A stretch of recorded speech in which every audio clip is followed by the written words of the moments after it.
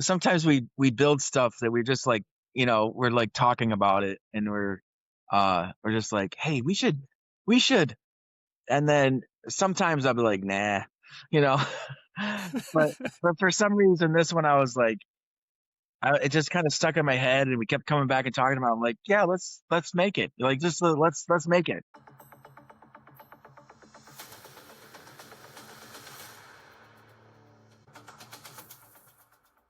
Hi guys, welcome to The Shop, a podcast powered by Shop AI, where we talk to manufacturing leaders. My name is Maxime, I am your host, and today my guest is Shane Elwart, the founder of NIFT, a startup based out of Michigan, in Canton, Michigan. So we have two Michigan there in the call today. Shane and his team worked on some amazing projects about autonomous and electric vehicle, but also something even crazier, a 4-dimension vehicle. I will leave it at that, and Shane will explain us a little bit more what it is exactly. So Shane, good afternoon. Hello, how are you? Hey, Maxime, how you doing? Doing good. Yes, great. Thank you for joining. Thank you for being with us today. Awesome. Yes, so we are going to need to know who you are, and you need to tell us, okay, a little bit of your background. How did you came up with NIFT, and where are you coming from? Yeah. So, well, here in Michigan, let's see. I I have a mechanical engineering degree to start with, and I didn't want to get into the auto industry.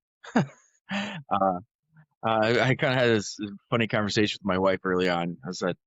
I said, yeah, I don't want to get into the auto industry. And she's like, we live in Michigan. What are you gonna do? And I was like, huh, I don't know. I'm sure there's something. But anyways, I ended up in the auto industry. So I spent about almost 18 years, not quite, years at Ford doing powertrain control systems development, and then helped them with their AV program and a couple of their ADAS programs, trailer backup assist, a thing called highway assist, which I think now people recognize maybe as Blue Cruise. And then I left there to go to a startup. Actually, is here. It was supposed to be based here in the U.S., but it was funded by a Chinese automotive company, and we stood up what we call level 4 driverless vehicle development, ground up. So full software stack, integrated in hardware. We have vehicles running around here in the U.S., in China, and was leading global team, India, China, U.S. And then, well, you remember COVID. Yes.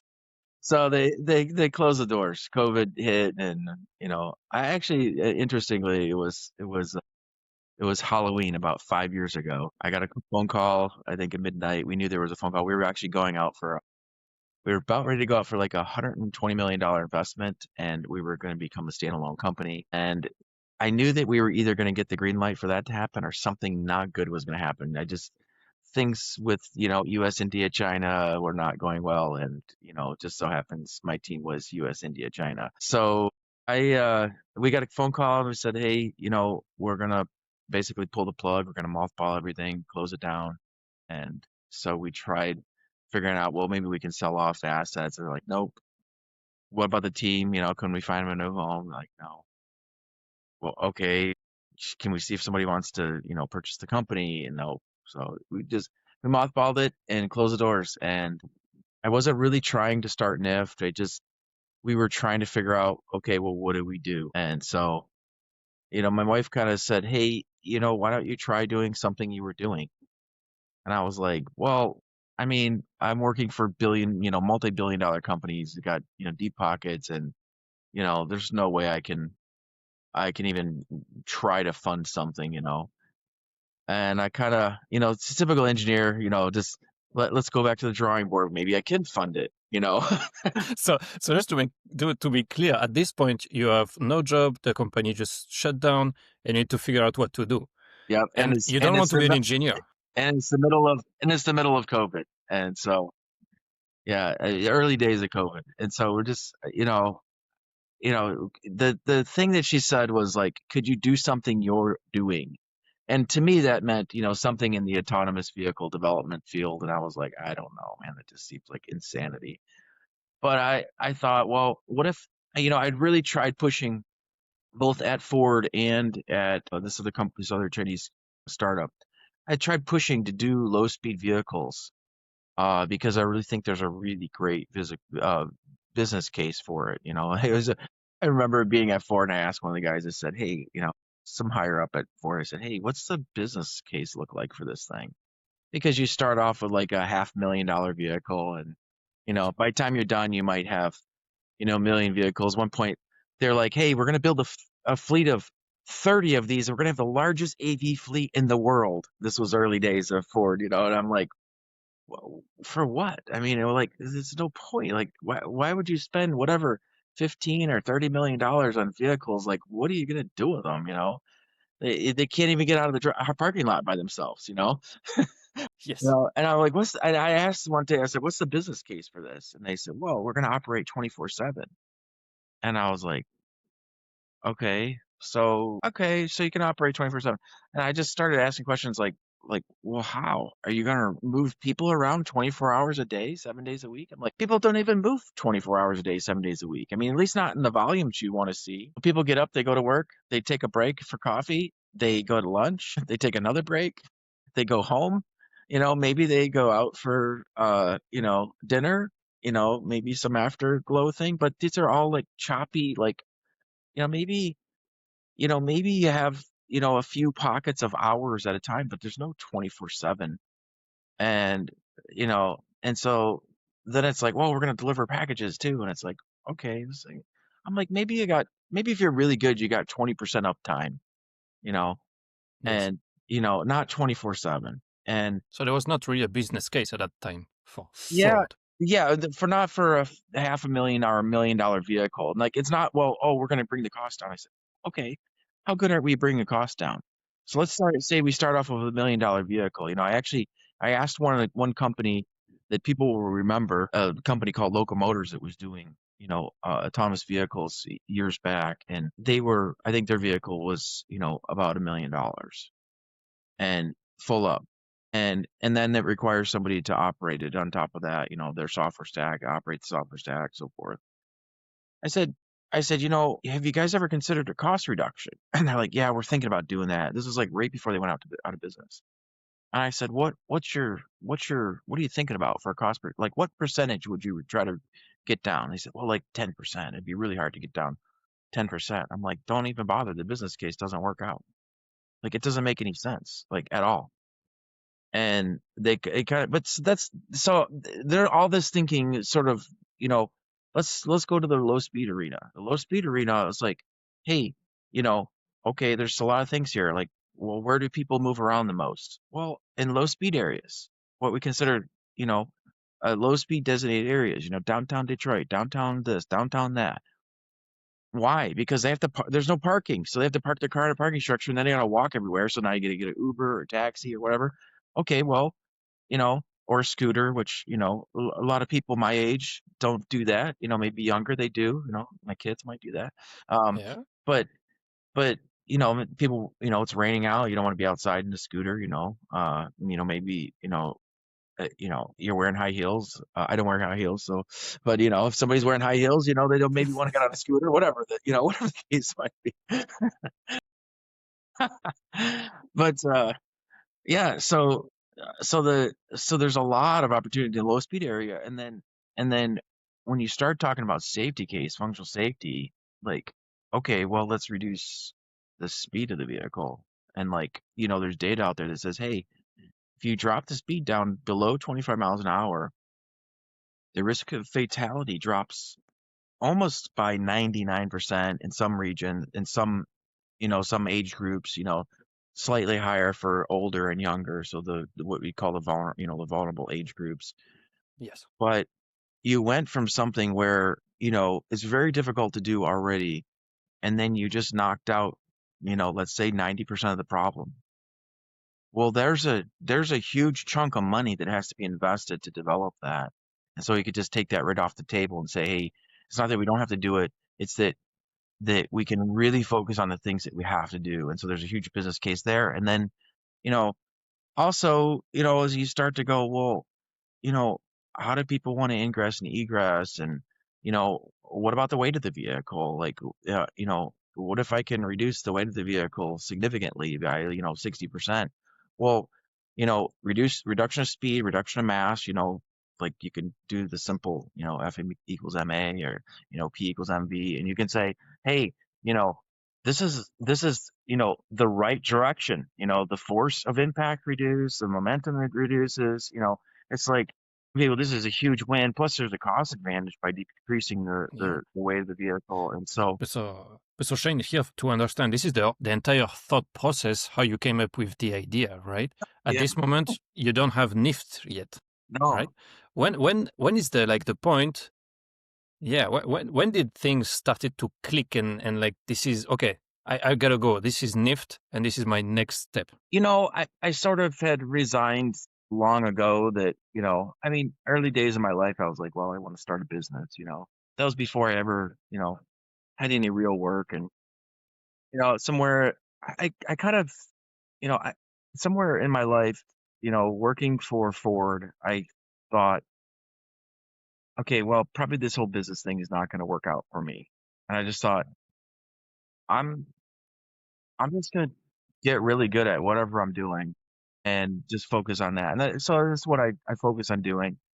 And then this sort of happened with COVID. And so as we're trying to think like what to do, I said, well, all these things that we just talked about, the why, I know what I need to build.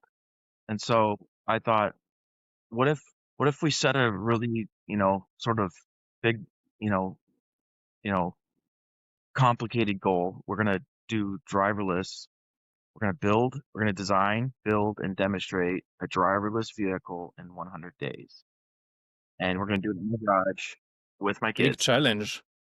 Wow. So this is what that was the starting point, right? Let's do That it was 100 days. that the starting point was my wife saying, "Hey, why don't you do something you're already doing?" And I was just like, this is not that thing. And the turning point was when I thought, well, what could I do? Like I sort of had this thought process in engineering is, if you worked around engineers, which I think from your background you have, almost always when the question comes up, you say, hey, okay, the boss comes in and says, hey guys, they want us to do this, this, and this. What do you think? And then there's like 90% of the people that say, it can't be done. This is a waste of our time. Go back and tell them no. And every time I've ever heard that in my career, both being on the employee side and on the, all the way up to owner side, I'm always like, yeah, that's a really messed up thought process. And, just but anyway, we could talk about a bunch of things there, but to get back on point, I just thought, well, what can we do? Like, what can we do with what we have? Like that thinking is the difference between sort of like, we can't do this. And actually, I think we can do it. That's actually the turning point is, as I thought, actually, maybe we can. And what could we do this with? And so we put together some sketches of a shuttle, started to put together bill of materials and cost, and and we talked about it. Family, hey, what do you guys think? Let's do it. And so we started it, and there were definitely a lot of challenges. We certainly didn't um everything that we had wanted to do. But the difference is, I think almost most of the people I've talked with about what they did during COVID, they've all said, I wish I would have done something during COVID. you know, and I'm thankful for that. But we got to day 99, and I always like to make sure people understand that day 99 is not, you know, not 99 contiguous days. I mean, literally, there were some weeks where I'm like, I'm not working on this project anymore. And we took off and we went somewhere, you know. Um, Okay. but I counted every day. I have every day documented to some level. Um, and and at day 99, we formed NIFT as a company, and we thought we were going to take off and sell shuttles. But things, But anyways, so we finished that project. I'd say right maybe around 108, roughly. I don't know the exact. I started losing track of days after, but I think it was about 108 days or so. And we went from to, you know, what if you could do something you're doing to, we designed it, We built it, and then we demonstrated it driving by itself around an oblong structure, and there it is. You know, Yeah, this is the one. yeah, 100 days in the yeah. shuttle. Wow. So tell us a little bit more about how it works. Yeah. So as far as functionality, it's super simple. Uh, it's controlled. When, when not under automation, controlled by an Xbox controller. Um, and a lot of people have come up since and said, isn't that what they used in Ocean Gate? And I said, yeah, but I'm pretty certain that the Xbox controller did not cause that submarine to implode, unless they had an implode button on there, and I doubt they did. Uh, but yeah, we had nothing to do with that, and it's we have a lot of safety countermeasures in there that people can't see, and most probably cannot understand, to be honest. Um, but but as far as the automation works, so we demonstrated it once. Actually, during testing we demonstrated just a couple things. So it's this obstacle, our collision avoidance. We did two things: collision avoidance, and we did something that's basically a structured path following. So it's looking for a physical structure, all LiDAR based. Very simple, by the way. We're using low cost LiDAR in this particular application because the speeds are very low. And so everything we did, we were like, we're not going to buy a $128,000 LiDAR. What's the cheapest LiDAR or imaging system that we can use to demonstrate this functionality? And so that's what we used. And you know, yeah. So you can actually buy one of these. I don't know if you know that, but Oh, yeah, we have this platform. We just delivered one of these to the University of Michigan, which is actually one of our main targets, not the University of Michigan, but education here in the US. We wanted to provide a platform that students could learn off of. So this platform um, actually is being used as a training device at M-City here in the state of Michigan, at University of Michigan, and we're doing a mentoring program with them, and we're helping them to get their system. They're building up a uh, autonomous driving system on top of this vehicle, and so we're helping okay. to get that installed, and we're helping them to understand how to interface with the vehicle. But we're also opening up the design of it as well. So hardware, software, electronics. So it's a fully open vehicle, which I don't know if you can get anywhere. Maybe you can. I don't know. You can get So, one from us. so the use case is not necessarily to be on the campus. It's right now it's more to help students of Yeah, the so Michigan so University, that's right? so a lot of people, they sort of just have like one vision. I have a long-term vision, and this is the step. This is a step in that long-term vision. And so, yes, of course, long-term, we like to see these or some future version on campuses, in low-speed areas, and so forth. But this is really the initial target is like, let's get them to have some really great things to develop on top of that they can be excited about and want to put their effort in and time into, and then go from there. So it's an educational step one. It's educational to support, Yep. to help people reach out and put their hands dirty on the system, on the vehicle, to understand how it works, to create something new. And that's actually great. So how many have you sold? You said they are for sale. So U of M is just the first one we've sold. So and when we started the company, you know, we thought we're gonna get, we probably wrong time, wrong place, but we thought, hey, okay, nobody ever builds anything first. They just, write something on a piece of paper, and then they gotta go, shop it around. We thought somebody's gonna invest in us, and we're gonna go and we're gonna build these things for real. It didn't happen, and so we had to pivot, and we ended up in doing engineering services. And so we do full service engineering for just a variety of customers, and some of them are startups, some of them are startups that are out of a larger company, and they have some type of gap. Maybe it's a timing gap, a cost gap, uh, maybe they don't have the resources. And so we've jumped in and done all kinds of stuff. anything from mechanical design to electrical. We do electronics design. We do PCB assembly. We do software development. If you come to us with a product and you say, it doesn't have to be a product, it could be an idea. And we've had this happen. So it's kind of invent. Uh, some of them are a little bit too small to work on, but honestly, we've done some really small projects for people. They're fun.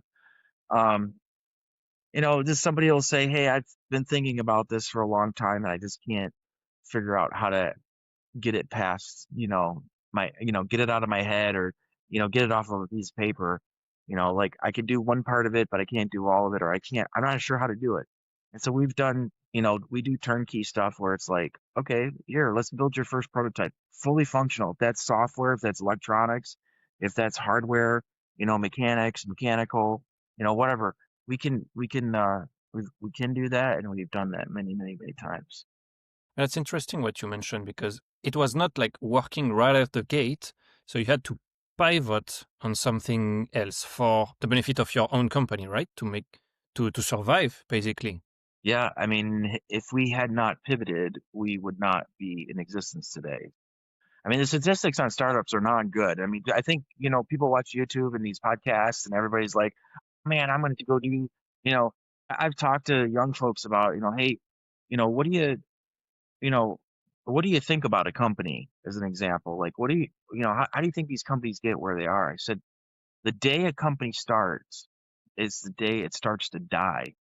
And I'm like, I'm not trying to be bleak, but the reality is it requires an enormous amount of effort to actually keep that thing alive and then to help it grow into a place where it can thrive. And we're still in early days. I mean, 4 years is very young for this, especially a hardware type of startup. We're very hardware intensive, although we do a lot of software and a lot of everything else.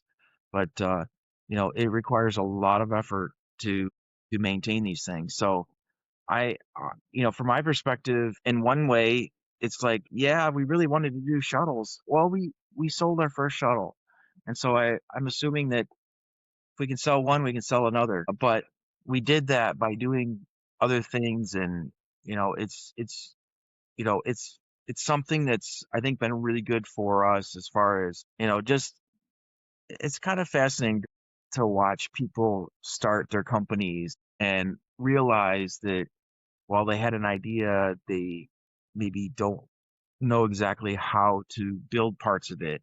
And I think everybody's like that. We have our own blind spots that we know very well of. And Hmm. so sometimes you can find people, sometimes I always joke that we're like the A team back in I don't know what that was, the 90s maybe. It's like if you can find us, we can help you if you can find us. And sometimes people, they're like, how come we didn't find you guys earlier? I'm like, we don't know. You need to be found, right? That's the hard part. Is you need to be found.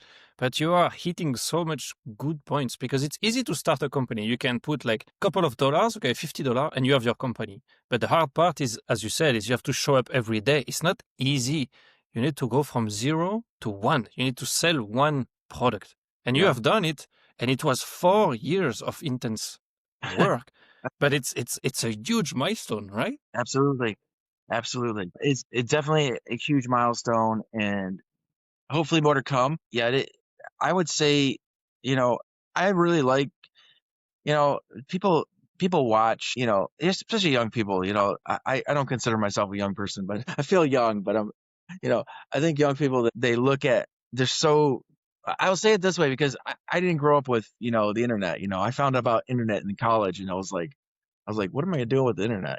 But young people, they're like born with it, and they also are so bombarded with all the success stories on social media, and they can't separate, for the most part. I won't say but they can't separate the fact that you know that's sort of not like if you're to look at a curve, like they're just a little tip of a bell curve, and so everybody goes in thinking, well, look, this guy did this and he did that, whatever.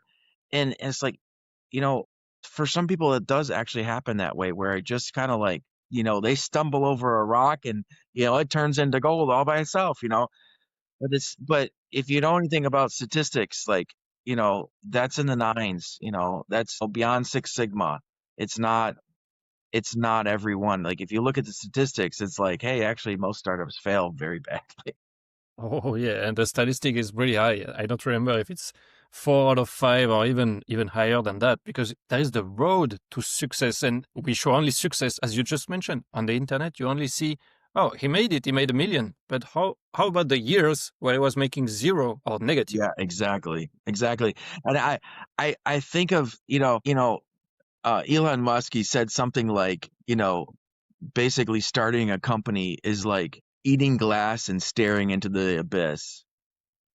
And I love it because, if anybody has ever started a startup before, especially, I think there's some that work differently. Like I think there's some, really sort of like there's a lot of businesses that they just work. Like it's a known business, there's known customers, there's repeat customers, they're high volume, low sale, and they just sort of like if you happen to get the right location, it just kind of happens.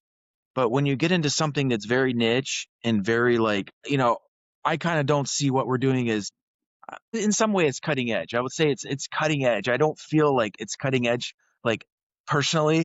I feel like to most people they would look at it and say, "Wow, this is cutting edge." But I think in those areas, whether I consider it cutting edge or not, I think in those areas it actually feels that way. And there's probably other founders that are like, "How on earth do we get through this day? How do we get to the next day?" And then all of a sudden something happens and things are going and then smack you know, oh, I wasn't planning for that. Why did that happen? How do we get out of this? Oh, so those types of things, yeah, they're interesting. I really think there are days like that where you just feel like you're like, I think I'd rather be eating glass and staring into the abyss. But right now, Shane, what would you say, like, if you want to get to the next step, because you sold one, you want to sell multiple, you want to grow, right? What do you feel is like your biggest challenge or frustration, like right now? Because you Well, came from 4 years of hard work, yeah. then there is this first step, and how do you get to the next one? I mean, for me, I think it's different for everybody. It just depends on your skill set.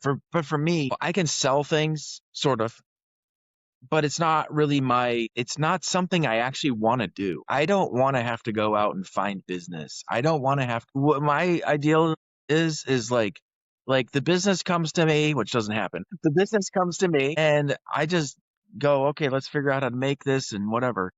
And so that piece to me is challenging in a couple ways. Is one is like, you know, when you're inside of a system like Ford Motor Company, like you have to like a lot of people say, well, I have to sell stuff in my company, whatever.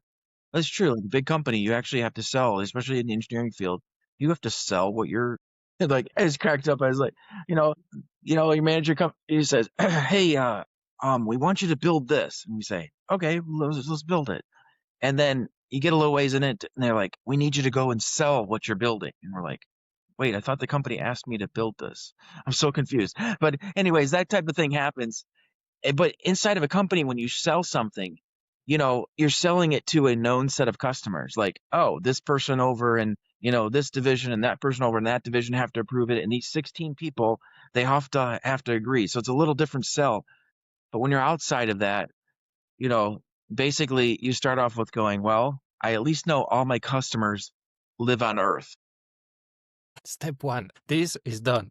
How do I narrow it from there? And so there are ways to narrow it, obviously, but that's one side of it. The other side, which I think sometimes is more challenging than finding your customer and then honing your product towards your customer, is actually trying to figure out, well, I need to actually deliver this product. I need my team to work on this. I need to focus on this. I have to focus my work on delivering this product or whatever, or this service that I'm already doing.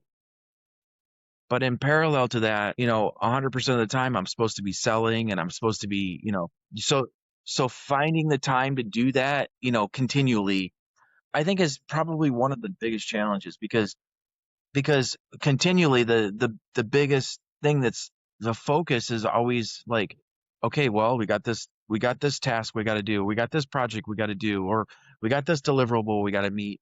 And you're trying to meet those, but there's nobody's telling you except for yourself who are responsible for making sure the company continues to survive is hey, you got to go get more customers. You got to go find more customers. You got to find somebody to buy this stuff. You got to figure out if you need to change something. How do you know if you're going to change it?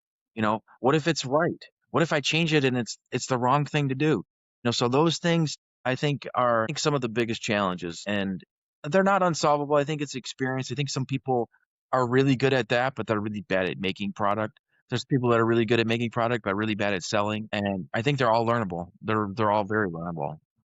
What I like about your story or what you just explained is that you're very self-conscious that you cannot, and this is one of the biggest issue with startups, build it and they will come. No, And the problem is that no, because they need to find you, right? You are the owner when it's a startup. You need to be the sales guy, the HR guy, the logistic guy, the engineer. yeah, I think that only worked for Dennis Quaid. I don't know if it works for anybody else. Yeah, no, but at least you know what you have to do, right? This is the fun part. It's like it's hard, but yes, you have to do it. If you need to grow, if you want to grow, you want to acquire new customers. Yeah, This 100%. is awareness. Yep. Yeah. So that's certainly, I would say it's something that I definitely haven't always had. I can tell you that. But I think that when you go through difficulties, you start to scratch your head and you can either say, wait, it's everybody else's fault, which is, I think, very natural to do. But I think that if you can look and say, very sort of, it's really hard to be objective, but if you can somehow objectively look at what is, will happen and say, just even ask the question, what am I doing to, hinder this? What can I do differently? Some of those things sometimes, in all fairness, I mean, sometimes you get it and you're like, I know what I need to change. And sometimes you go look back and you just say, I have no idea. Even if you're being self-aware, like, I just don't know what to change. Like, I don't know what I could have changed. Like, what could I have changed? I don't know. Like, sometimes, that's where talking to people, can really help. I know just recently I had some talks with a few CEOs that are also in, maybe had some areas of expertise that I don't have, and asking them like, look, man, I'm completely blind to this. What do you, and they're like, well, have you considered doing this? And like, some of the stuff is like just like stupid obvious. Do you have an example? but when you're trying to think through it on your own, sometimes it's like, I just don't know. It's like a mental block. But I think that uh I think sometimes it's really helpful to have other folks uh that can say, they can look at it and then have some experience in the areas you don't. It can be really, really helpful. So I, yeah, I'll give you one example. This wasn't a business example. This is, I'll never forget this. Is I remember being early on in my engineering career, and I remember trying to figure out how to like improve myself, and how to, I'm trying to figure out, how do I move up the ladder, so to speak? How do I, Yes. I want to do more. How do I get there? I'm talking to my boss about it, and he's like, well, they have these mentoring programs, like this so and so did this mentor program and it really helped them and whatever. And I was like, oh, that sounds like a great idea. So I went back and looked at the HR policy. They have a mentor program. And I'm like, this is awesome. So I go and I go back to my boss and say, hey, they have this mentor program. Like, how do I get part of it? And they're like, oh, yeah, that doesn't really actually apply to you. Why do we have a mentor program then? But I think for most of my career, I've often thought, I wish I had a mentor. I wish I had. And so I I feel like if you have that opportunity, it's really important, because, if somebody can say, hey, I've been down a road similar to yours, and I can see where you're going, and this may not be where you're going, but you might should consider these pitfalls, or you might should try turning down this road and, explore this path or whatever. I think that can be a huge help. I won't say I've never had that, but I will say that it's been very sparse, and I've often thought, I wish there were more of that. If you read books, if you look at YouTube, you have all these people trying to offer how, I sort of am cynical about it. One day I'll probably won't be out because I'll be trying to sell a book, but I'm sort of cynical about some of the books. Some of them are really good, but some of them, when you get done reading them, it was like, it's always like, follow these 10 steps that I followed to, Yes. Yeah. super, accelerate my career. And it's like, and if you kind of look retrospectively at it, it's sort of like, did they really follow these 10 steps, or were they writing a book and they had to come up with 10 steps, Exactly. And I kind Probably of think it's the the latter. latter. I think it's the latter personally. Some of them are very like, I think, what was it? Shoe Dog, like, Nike, the story of Nike is absolutely fascinating. The reason that I love it, and I love stories like it, is they appeared to be very open about sort of the difficulties of starting their company, and not just starting it like, oh, look at Nike, like 30 years of painful growth. They barely survived for 30 years or whatever it was.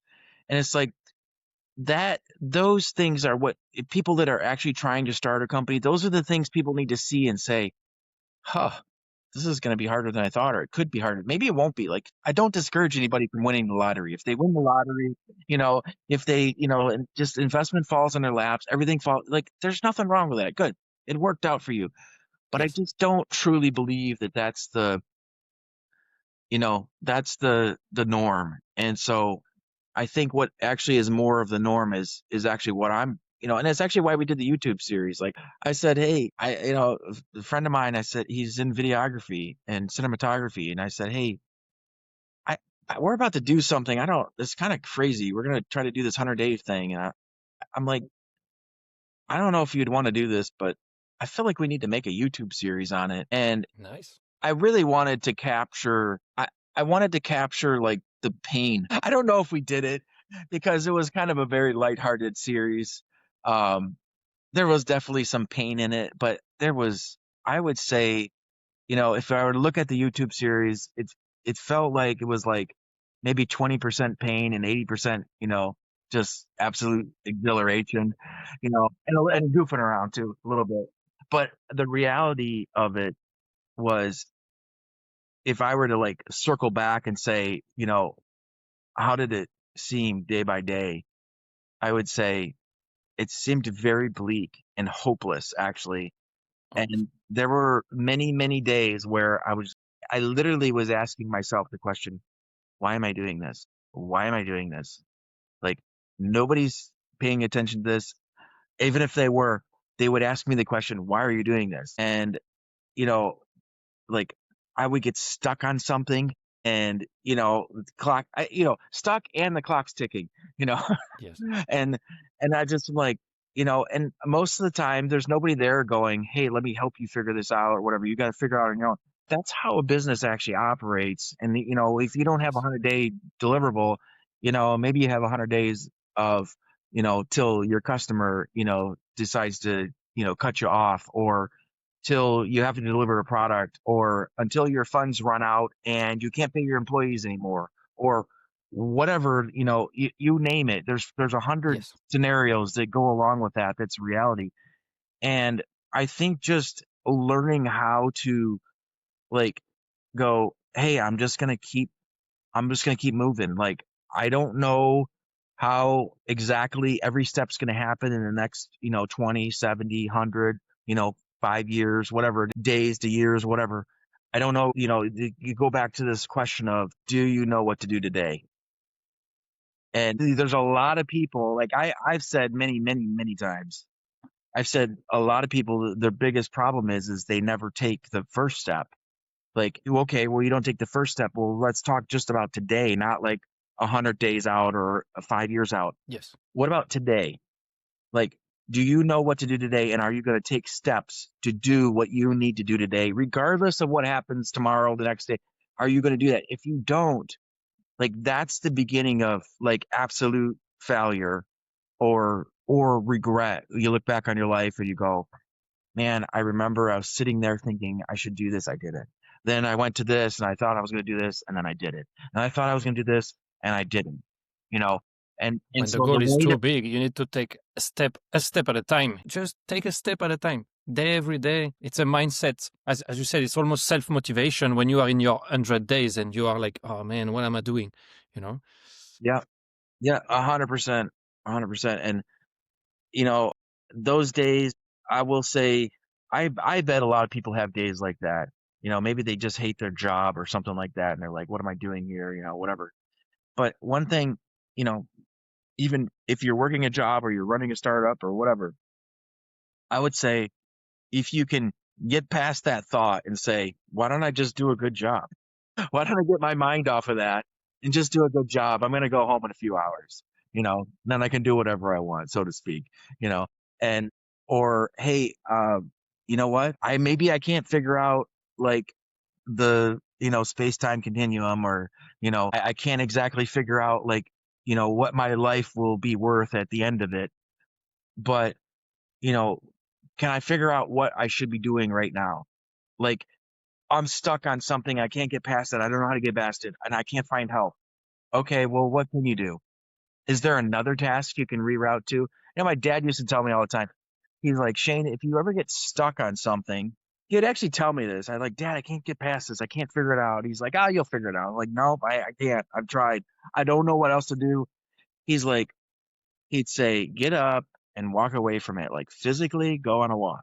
And I'm like, whatever, you know, get up and walk away from it. He's like, go do something else. He's like, your mind will figure it out while you're doing something else. You're Yes.